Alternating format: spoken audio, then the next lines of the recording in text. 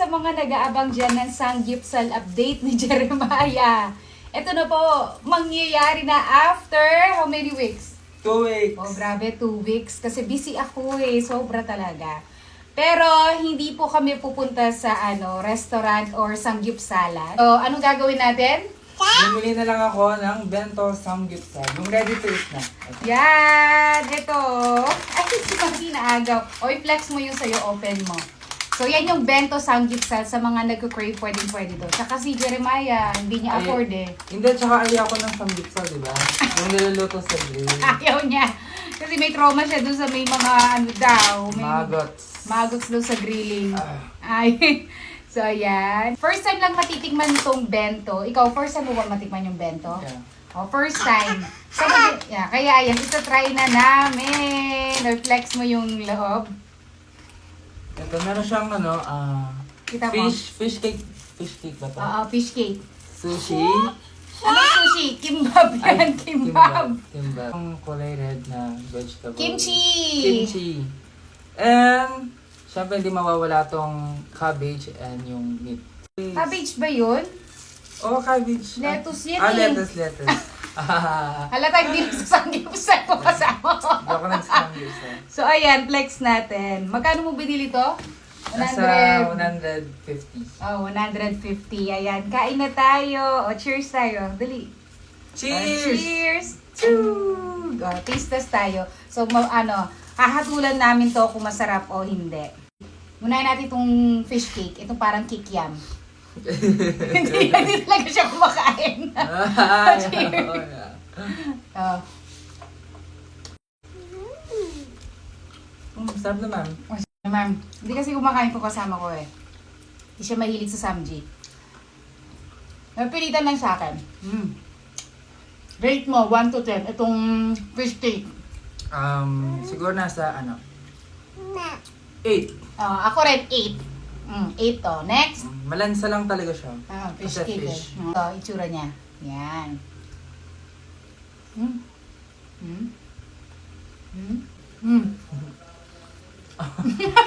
Hindi yan.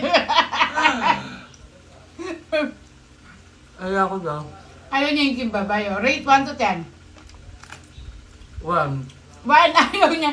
Ako naman siguro mga 3. Oh. Niluhan niya yung kimbab. Ay, ako siya. Oh, hindi kasi Kasi mahilig yung ko. yung curry niya medyo matigas. And ayaw ko din ganun. Tsaka dry.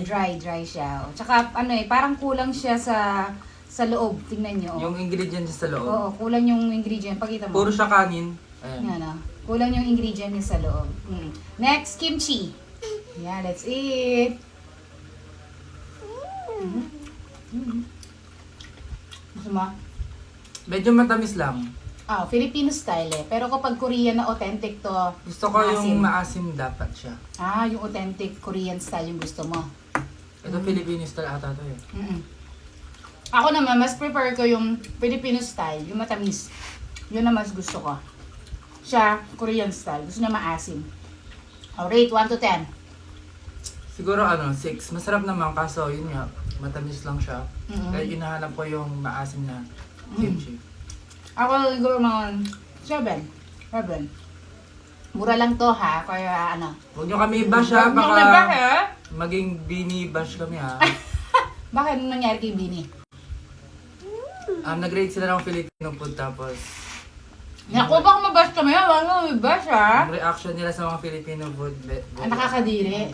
Ganun. Ganun pala. Iba naman pala yun. Ano naman? Samji, yung sanggipsal na mismo. Ito na, dito na magkakaalaman kung worth it ba yung 150? Pero 150 lang kasi. Alam mo yun, not bad. So, ayan.